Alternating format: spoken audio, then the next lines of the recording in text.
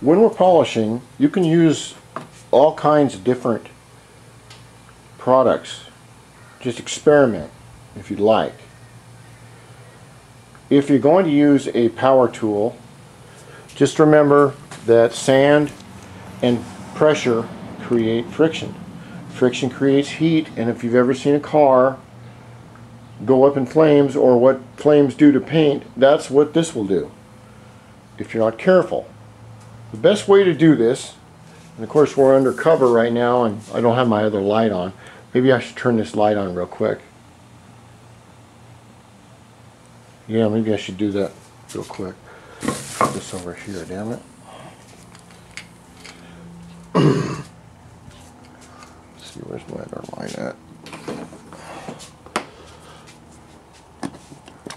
Put this light on. Get in there. Oh, that's better. Now this thing takes so much air that if you listen to it,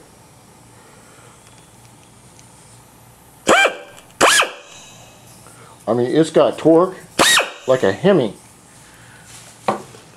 And I'm going to be real light about it. But what I'm first of all, I'm going to try, and if you can get away with the finest polish that you can get away with, you want to shake the hell out of this stuff, all right? Even I got a paint shaker right there I could use. But we're going to put a little bit on here, and we're going to give it a try and see what it does. We'll put a little bit on, and then I'll go over a small area. Come on. Right here. When you put it on like this, since we're using a power tool, you want to spread this out, because if you don't, the minute you hit it with the tool, it's going to just throw it everywhere and waste it. So we'll go over one small area, then we'll take a wet rag and clean it off and take a look at it and wipe it dry and keep on checking it and going over it until you are happy with what you have. Remember that this has 3 or 4 coats of catalyzed clear over it, so we're not going to burn through, but you can burn through. If you're not sure how thick the paint is, well then it's like Russian roulette, because once you burn through that clear coat, it's done. Now I'm going to try and do this one-handed and see what it does, but I don't think it's going to work too well. You want to go over it, get a little bit on the pad.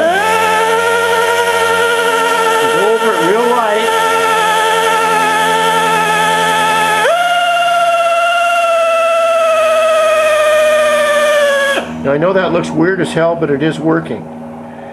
If you happen to see a color on your pad of the color of the bike, it means you burned through. But you want to go over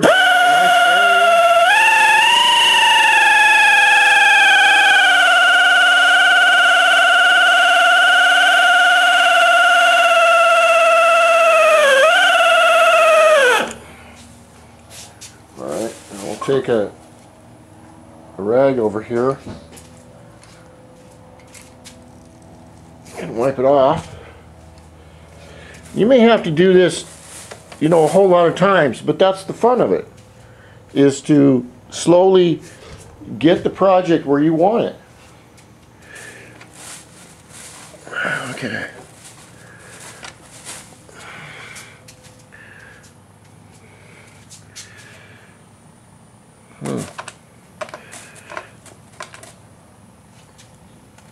Looks like I went through there, but I didn't.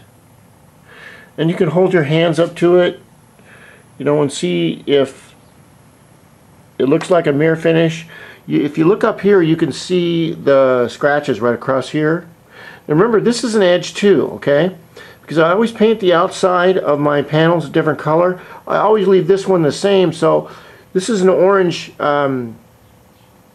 embossing stripe, so there is an edge right there.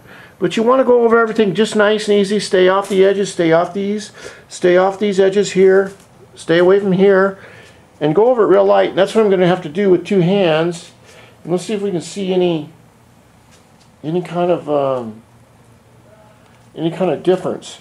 It's probably going to take more than that to do it, of course. But I will slowly go over this whole panel, and then I'll put the panel back on the end of the car like we had before, both the front and the rear panels, and we'll see how it looks. Now with polishing, you don't have to go in one direction.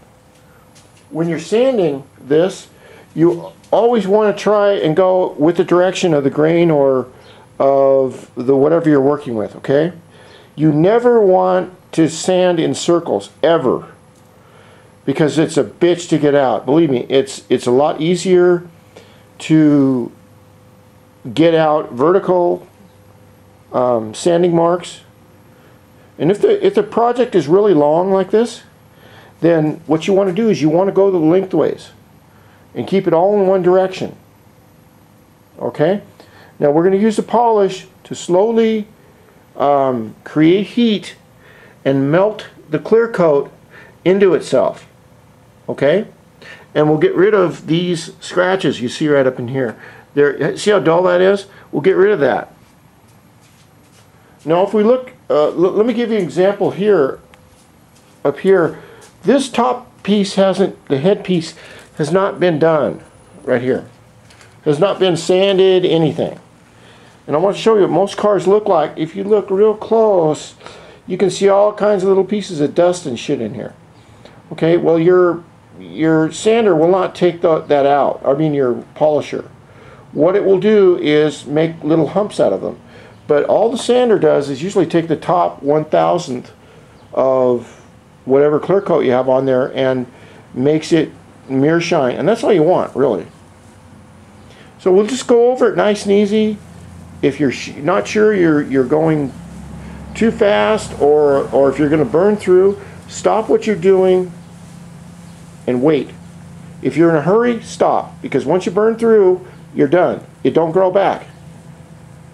That's what a guy in Hawaii told me about aluminum. He said, watch how much aluminum that you cut off these engine blocks, Randy, because it don't grow back. That was Dave Toba of Toba Tech Racing. Real nice guy. If I ever get over to Hawaii, I'm going to go out and buy the guy a real nice dinner and a drink. Same with VT Cycles. All he can drink. Let's see how the Howleys do it. Okay, I'm going to polish this whole panel out with 2 hands, and then we'll go back to recording.